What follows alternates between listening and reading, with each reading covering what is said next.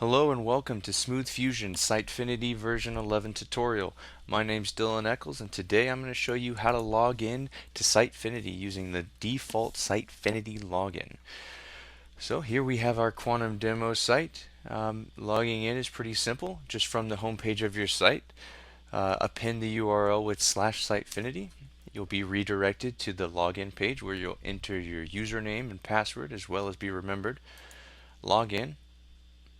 And voila, you are taken to the backend. Now, alternatively, some organizations do use third-party providers, and in this case, the /Sitefinity may redirect to that proper login page, or it may be redirected elsewhere. In the case of the latter, you may want to check with an admin to be sure that you're using the proper URL for your login. For more Sitefinity tips and tricks, follow our channel, and don't forget to follow us on Twitter.